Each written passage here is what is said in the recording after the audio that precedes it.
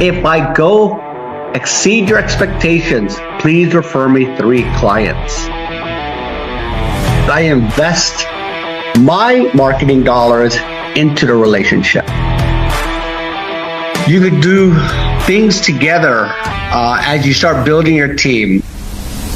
They could come in with absolutely no money and come away with a home. I hope your weekend was good, and the situation with your Section 1 report, it wasn't that bad. I think it was, if I recall, 2,800, which shouldn't be a deal breaker, but every buyer is different. And yeah, I mean, if the house was nice and it was only $2,800 Section 1, then it's definitely could make it happen. But there's a lot of opportunities out there for buyers, but if the house is really nice, I would try to keep the deal together. It's really important that we keep our deals intact these days, because the market there's a lot of uncertainty in the market right now. And I'm not sure if you're on top of the market update, but there's definitely quite a few things going on in the marketplace. And so stay strong, stay strong. So I'm going to get into our lesson today, and we just hit 9 o'clock, and we're going to go right into it. But before we go into our training today, we're going to be talking about $1,000,000 listings. Just wishing everybody a happy Monday. It's already March. And time is going fast. And when you're like my age, 55, man, it's really going. And one thing I learned yesterday is I tripped while I was ready to work on some stuff in the yard, and I hurt myself. And the sad thing is that I'm not young anymore. And it was just a simple fall, but I sprained my ankle, and it was sad because I couldn't do my chores. Anyways, Bessie, is my audio and my camera okay? Yep. Okay, great. Yes, so yesterday I fell. I realized I wasn't young anymore, and I couldn't work. So I had a house full of workers, and I was supposed to lead them, but I couldn't. And so, anyways, what does that got to do with real estate? Nothing. We were just cleaning up, offloading a big moving truck. Actually, a lot of stuff in the moving truck were from homes that we offloaded. And I don't want to say I'm a hoarder, but when the client says they're throwing away everything, and you're talking about a house full of stuff, 50 years, 60 years, that they've been living there, and they just want to like trash everything. There's a lot of stuff in that house, and I always tell young buyers to come by, plants, tools. I mean, they throw away everything, right? When you're talking about a big house and they're gonna trash everything, there's a lot of stuff at the house. And I always like to get people who are newly a new homeowner to go over there. I mean, just plants alone, as could be 15 to 40 bucks each. And there's hundreds of plants in the house. So imagine that's a few $1,000s worth of plants alone, let alone the tools, maybe chemicals, fertilizers. I mean, anyways. Now I'm going to get into it right now.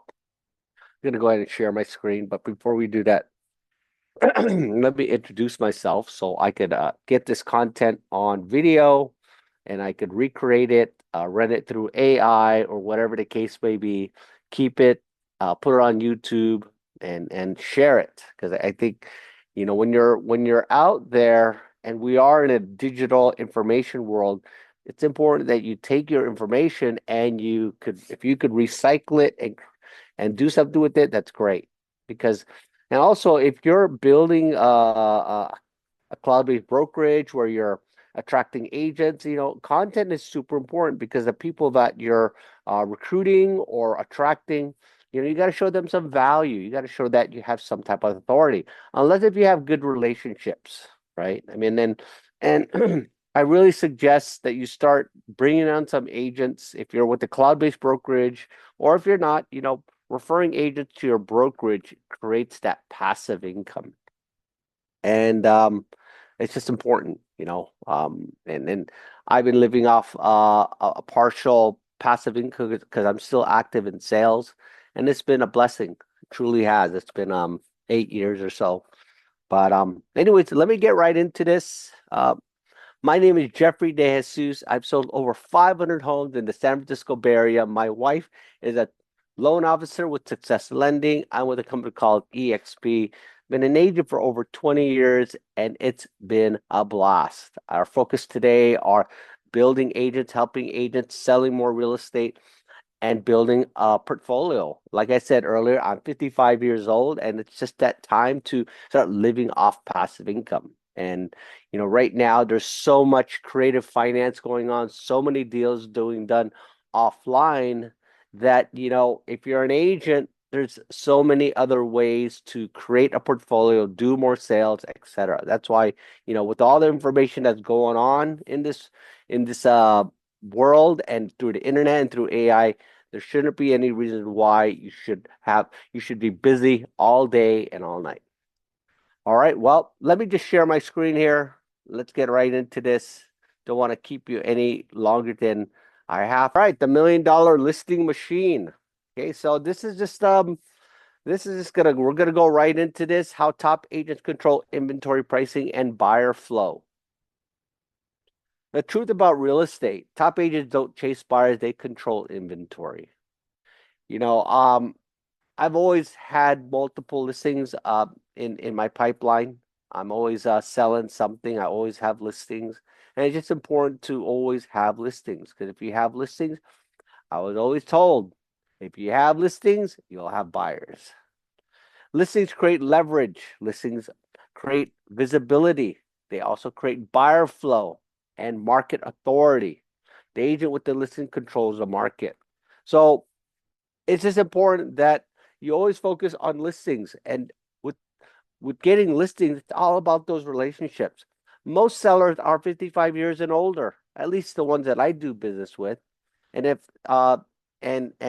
those sellers and owners of homes are older, and those are the ones doing 1031 exchange, doing probate, divorce, etc., you know, those are really built on relationship. So let's get going. The $1 million listing machine. Top agents operate like a machine with 3 gears: inventory control, strategic pricing, buyer flow generation.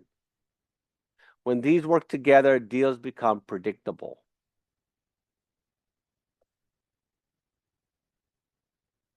Okay. Gear one, control the inventory. Listings are the asset of real estate. Top agents dominate listings through expired listings, circle prospecting, off-market opportunities, investor relationships, geographic farming, social media authority. Become the agent sellers think of first. And yes, it's just all about controlling the inventory. And how do you do that? A lot of hard work, but you just continue with these types of activities. So the listing flywheel, if you haven't heard this, listings create momentum. One listing will create at least 5 buyer leads. 5 buyer leads will get one new seller. One new seller equals more listings. The cycle repeats. Listings attract buyers. Buyers attract sellers. And I know it doesn't feel like that sometimes, but when you get a deal, you got to sort of think further on what the deal could do, what you can do. Like right now, my assistant is working on a new property tour AI avatar that I picked up. I took 2 ideas from 2 different agents and I combined them. I hope to launch this off this week. And I'm really excited about it because this is the way I'm going to be doing property tours using an AI avatar of myself, which is, I'd say, 70% that you're gonna be able to tell that it's me. You're gonna be questioning, is it Jeff, is or is that an AI? So look out for that. But this is how I'm utilizing these listings, and now, because inventory and things are tough, I'm gonna be using other people's listings. So here's another strategy. It's the pricing power. So agents don't take listings, they position listings. Okay. They winning pricing strategy. I know this is sometimes difficult because even I, 20-year veteran, still, when I'm talking to clients, they always want to price the property way up there. And I understand, right? And then, of course, when we're at a listing appointment and we know that they're interviewing other agents, we have to give a price that's gonna um, tickle their ears. And of course, you have to have the right dialogue because, you know, if other agents are competing for the listing and all they're doing is throwing out low commission, highest price, and your presentation is concise, there's a balance between that. And that's why having a relationship with them and building that dialogue is super important, because then talking about pricing and talking about commission will be a lot easier, and you're going to get a better position. And those are comes with relationships, okay, and talking properly.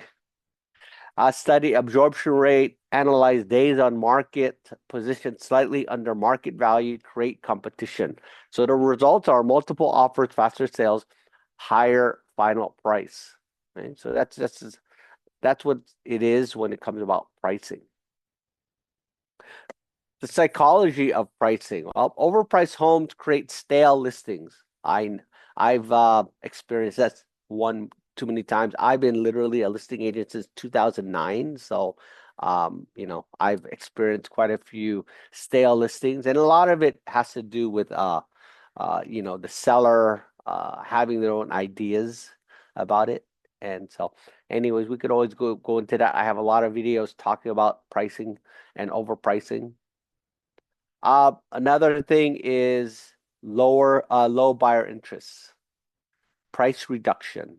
Okay, that's what happens when you overprice. Strategic pricing creates urgency, showing multiple offers, and top agents price for attention.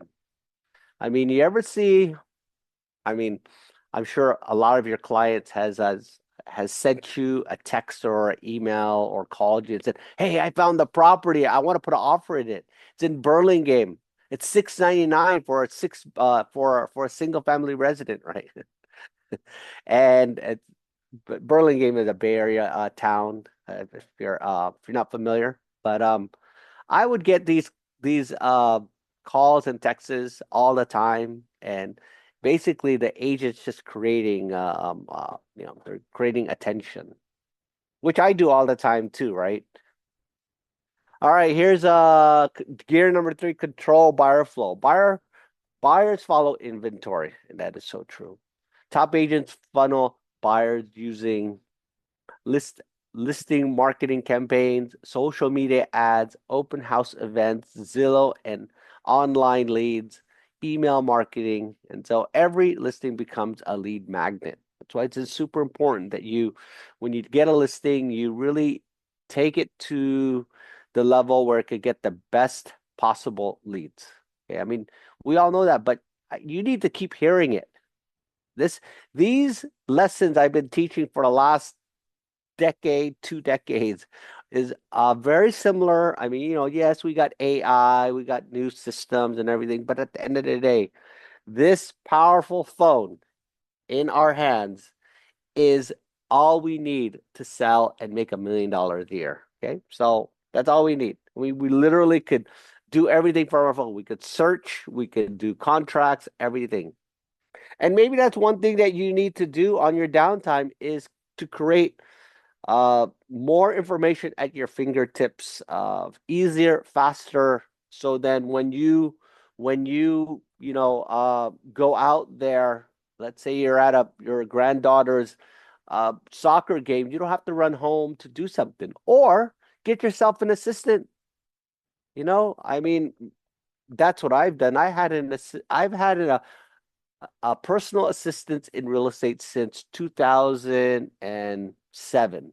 Okay, so that's 20 years almost in having an assistant. Why?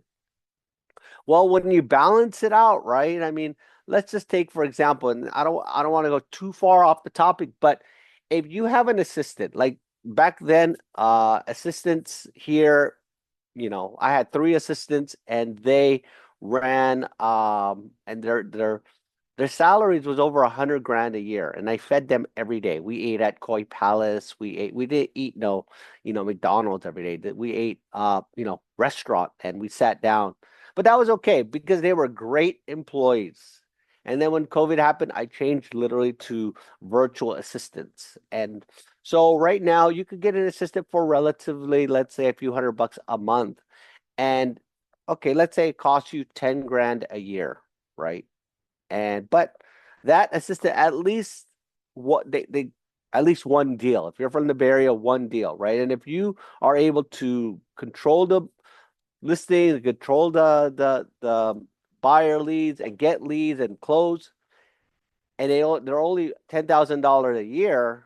I mean, if you do the math, it makes sense to have an assistant. Well, I have an assistant for many things, but I'm just saying, let's get back on the topic. The open house strategy.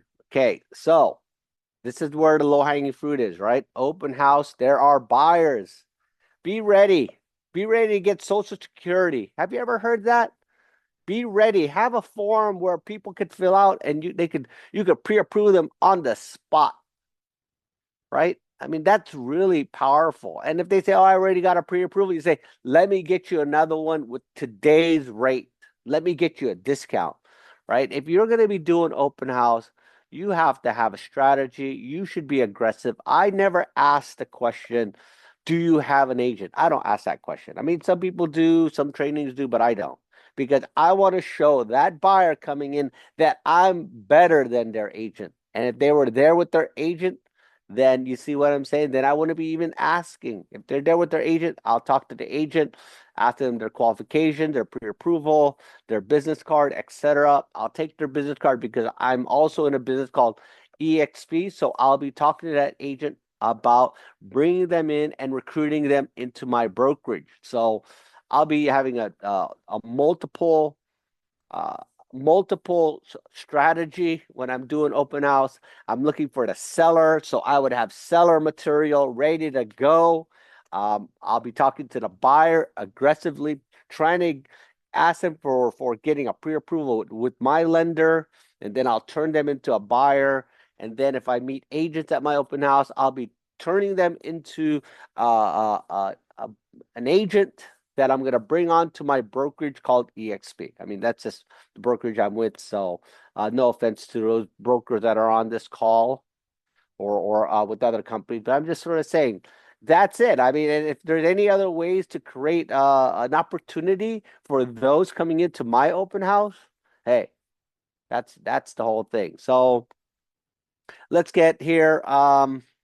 So they run buyer acquisitions events. Okay, so top agents don't have open houses, they have events. So the goal is to meet some buyers, capture leads, convert buyers to clients, identify future sellers. Open house can create 3 to 5 deals. Okay. I really when I do my open houses, I'm prepared to get business. I just don't do the open house. I mean, I'm there to really prepare. I prepare as early as possible during the week. I do my homework. I prepare other listings because, of course, not every buyer is going to walk in and want that particular house. And right? I mean, probably 95% of the people walking into my open house are not going to get the house. And so I want to have my information for other opportunities, other listings in the neighborhood, so I could tell that buyer I'll show them that property. I'll have seller information because the nosy neighbors are going to come because they might possibly think about selling their house. Then they have agents that showing their clients. I'm going to recruit them into a brokerage, and whatever else I could think of, I'm gonna use my time um strategically. And of course, If I'm going to do an open house, I'll go around and meet neighbors. I'll put out flyers and laundromats, etc., around the neighborhood. If that's the type of housing, medium price house in the Bay Area, the $1 million mark. So it just depends, but I'm there to create opportunity and business. Okay, the listing marketing machine. Every listing should have a marketing ecosystem. And here are some examples. A professional tour, social media ads, email campaign, agent to agent marketing, and off market buyer list. So your goal for every listing is to make it feel like a luxury listing. Off market control. Top agents control deals before they even hit the market. I mean, I'm sure I've said this before. I think around 60% of my deals are off market. And that's just the way it is for me. Um, I talk to my clients, I position them well, I tell them the many different things that's going to happen. A lot of them just agree. They agree because I have good dialogue with them. I give them a lot of data, I give them a lot of facts. So then when I'm ready to put their house, I start preparing their house. By the time I prepare it, I'm already in contract. Okay. So these strategies, private buyer list, agent networks, investor groups, pre-market campaigns. If you don't have a copy of my 23-point off-market system, you should get it because when I do get a listing, I go through other marketing campaigns and marketing to-do lists. So the benefits, faster sales, higher prices, exclusive opportunities. The authority effect. Listings build market authority, and that's really where it is, right? When you're going through a neighborhood and you always see the same name, well, they have the authority in that area. Not that you can't take them down, but I'm just saying is that they've created an ecosystem that helps them become the authority, and you should also do the same. It takes time, strategic planning, and planting, right? Our business of real estate is you're planting your seed and you're sowing your harvest on a later date. You're planting your seed and harvesting, right? And then the thing about that is the components and tools you use today will you're going to get the harvest later. So if you're planting for listings, it's right now March. So and you want to focus your harvest for the summer. So you need to start planting a lot of seeds because the seller's already been thinking about selling. You just need to now be the one of choice. So listings build market authority, more listings, more signs in the neighborhood, more online exposure, more brand recognition. Consumers, they assume if they have the listings, they must be the expert, right? The $1 million formula, top agents follow this formula. More listings, more buyers equal more sellers, market authority. This is a self-sustaining business. So that's just where it is. That's why it's just important. Like if you focus in a neighborhood, I like to focus in a neighborhood where I'm in. Like I have an office in Daly City, California, so I have a market in Daly City because that's where I grew up. That's my low-hanging fruit. And then I have another house in the East Bay. Then I focus a little bit, 300 homes in a single neighborhood, and that's right around my house. And then of course I have a country office, so I have a bunch of systems out there where I'm getting country homes, and those homes are much different. I sometimes market them. I market them on a different system. I have different online profiles. So, yeah, so it depends on which area I'm in. So, but this is just important. More listings, more sellers, market authority. So the action plan for you. If you want to dominate your market, focus on listings. And you got to put a lot of seed down. Build a geographic farm. Like I said, I have a new place here just end of last year, 2025, and I'm creating my geographic farm there slowly but surely. I use the home that that I recently purchased, and I just used that as my postcard. I sent the same postcard twice. I didn't make any changes to the postcard. I just sent it twice. It's easier, it's cheaper. So, and then, when you're going to dominate a market, you're going to pricing strategically, turn every listing into a lead generator, build a buyer database. Consistent creates the machine. And that's basically your action plan. And so for the final message, top agents don't rely on luck. Okay? They build systems. When you control the inventory, the pricing, buyer flow, you control the market. And, right now is an interesting time in real estate. Yes, there are a lot of stabilities in our marketplace, but there's also a lot of instability. A lot of things going on in our marketplace. Yes, thank goodness the rate is relatively low and going lower. And so because of that, there's still a lot of clients. There's still multiple offers on a lot of deals. Okay. It's just there is a segment of there's a segment of people that are going through changes, but it shouldn't change the way you do business. Just work hard, work harder, think positive, and just gotta keep moving forward. And if you have to work 12 hours a day, then work 12 hours a day. Just want to thank everyone for always coming on this Monday to Real Estate Edge. It's just an important day for all of us to get our day started right. So until next time, thank you so much for supporting this channel. All right, until next time.